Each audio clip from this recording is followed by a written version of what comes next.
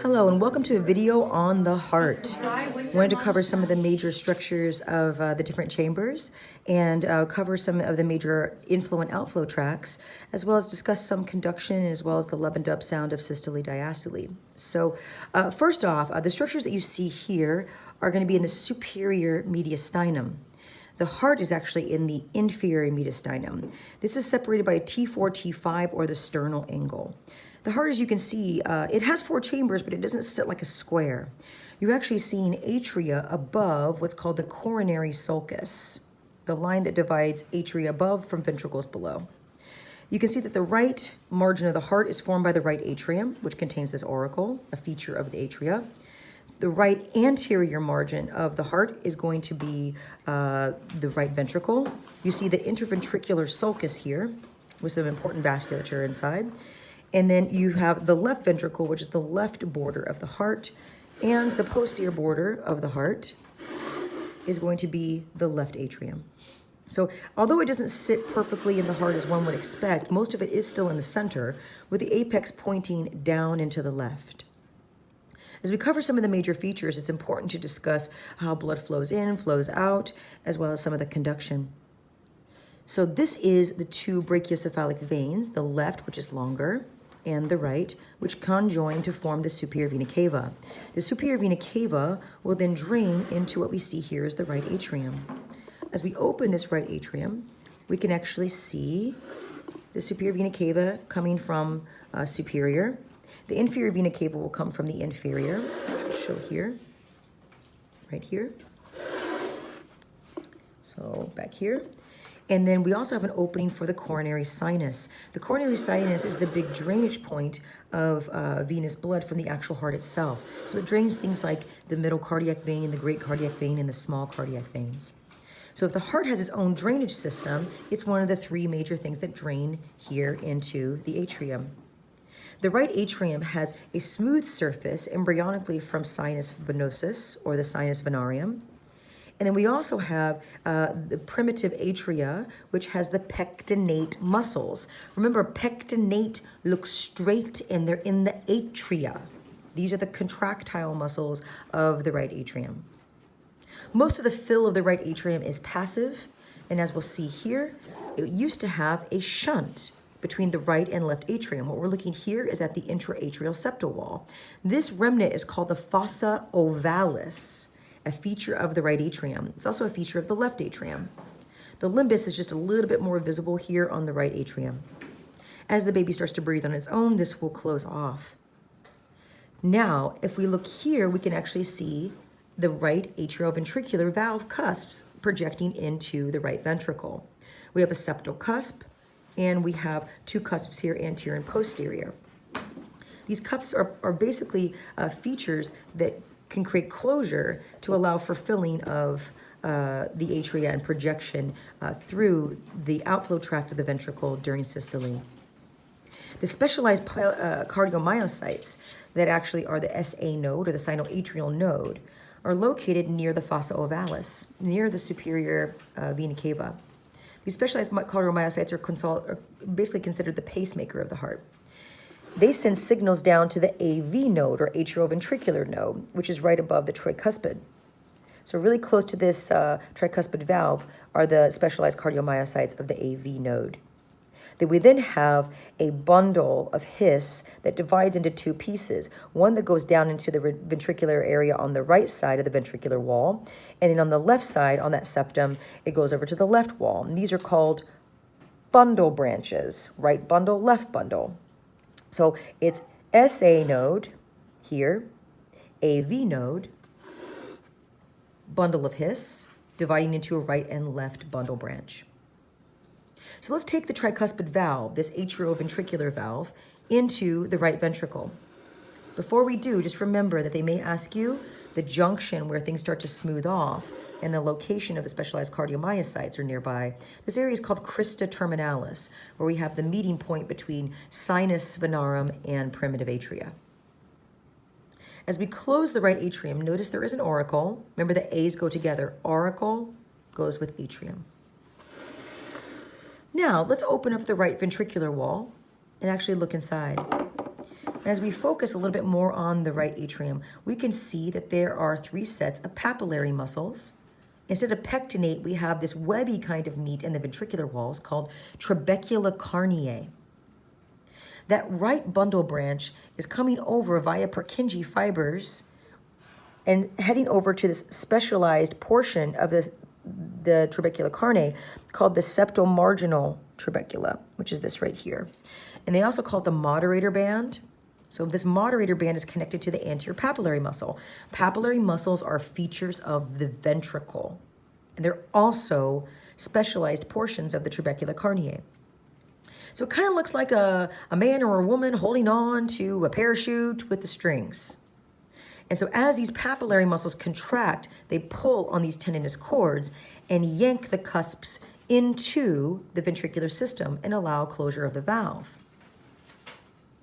This will happen, this closure of the AV valve will form a lub sound.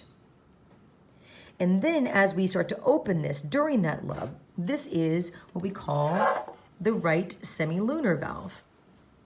And as we can see here, there are 3 cusps. They're not controlled by papillaries because they fill via diffusion. So we have on the on the pulmonic valve, we have an anterior cusp and a left and right cusp. So as this starts to close, it creates the dub sound. So lub, dub, for systole, diastole, respectively. Then we go out through the pulmonary trunk, which is more towards the left side. It's always very confusing to students to understand that you actually have a right ventricular valve, a semilunar valve, coming from that right ventricular system on this conus arteriosus, this outflow tract. But we actually end up on the left side of the body. So when we listen to this heart sound, it's in the second intercostal space on the left, even though it comes from the right ventricle. Believe me, they may ask you this as a quiz question or a lecture question or a board exam question. So coming from the right ventricle outflow tract, the sound is on the left second intercostal space.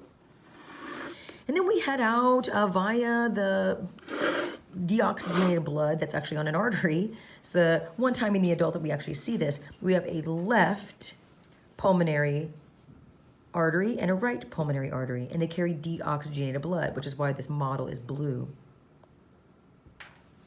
So then we have to head out from the right ventricle, out through the pulmonary trunk, out through the left and right pulmonary arteries to go to the lungs to exchange our oxygen, or to exchange our carbon dioxide for oxygen with the Bohr effect.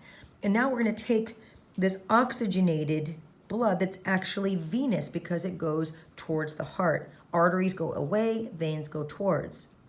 So the right atrium, right ventricle are deoxygenated blood, but left atrium and left ventricle are oxygenated blood. So you have superior and inferior pulmonary veins that are draining into the right atrium, or sorry, the left atrium. If I can get it open here, there we go. And I'm gonna lift this up. And now you can see that the left atrium is a little bit boring. We see the fossa ovalis here, right there. It's just not as visible as it was on the other side. It doesn't have the specialized cardiomyocytes on this side. But we see 2 cusps on a valve. We see an anterior and posterior cusp peeking in from the ventricular system. This is the left atrioventricular valve, also called the mitral valve, also called the bicuspid valve.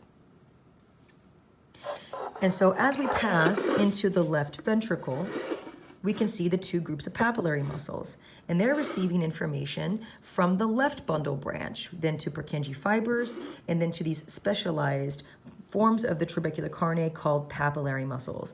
We have papillary here, papillary in the back, 2 sets of papillaries on this one. So they use the chorda tendineae to, again, pull the atrioventricular valve closed during our lub sound, during our systole. And then our outflow tract is actually going to be behind. So I'm going to have to tilt this up again. And you can see that the left semilunar valve has a posterior cusp and a left and right cusp. So the way I remember it is that aortic valve doesn't have a P in it, so it needs more of the posterior cusp. And the pulmonary valve, pulmonic valve, doesn't have an A in it, so it needs the anterior cusp. So it'll have a left, right, posterior for this aortic valve. And then we're going to go through the ascending aorta. It's just as when you are on a plane, you're supposed to put the mask on yourself first, right? To take care of yourself so you can take care of others. The heart does the same. The only branches of the ascending aorta are the left and right coronaries. So let's take a look at those really quickly. So the left and right coronary arteries are in the coronary sulcus. The right coronary artery is here. And in the majority of the population, it'll give off the sinoatrial artery, also called the anterior atrial artery, that feeds the specialized cardiomyocytes going to the SA node. That gives you a right dominant heart. The right coronary artery gives rise to this right marginal artery. And as we turn it around, it typically, in most people, will give off the right posterior interventricular artery, also known as the right posterior descending by some surgeons. When you go to the left coronary is a little tougher to see because it's tucked underneath this auricle. Unfortunately, it's a model, so I can't move this part, but it'll be underneath the left auricle in the coronary sulcus. And it's called the widowmaker, unfortunate name, but it actually does apply, and especially in the past before stenting. We have an anterior interventricular artery that's between the left and right ventricle, and then we have one that actually goes underneath called the circumflex artery. So circumflex artery in the coronary sulcus, and then left anterior descending or anterior interventricular artery. Then the circumflex artery will come around, giving off the left marginal, and then we'll collateralize with the right coronary to help give contributions to the posterior interventricular, also known as right posterior descending. The drainage of the venous blood goes into the coronary sinus that's in the coronary sulcus on this left and posterior side of the heart. It heads to the right atrium, but before it does, it has the great cardiac vein traveling with the anterior interventricular. The great cardiac vein then dumps into the coronary sinus that we see here, traveling with the circumflex artery. You can see the tributaries all drain into this coronary sinus, as well as the middle cardiac vein on the back of the heart that travels with the posterior interventricular.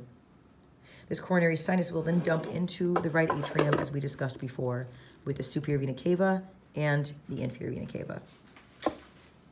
So that's your major drive of your structures here, as well as arterial supply and drain. Don't forget that the ascending aorta then becomes the arch of the aorta, giving rise to the brachiocephalic artery, left common carotid, and left subclavian. It will then make a turn backwards and towards the left, so that on slices that you guys observe, the left portion of the body can be signified by the descending aorta. This descending aorta will continue down and go through the diaphragm at the vertebral level of T12 and become the abdominal aorta. So it kind of looks like a weird candy cane when it's on the body.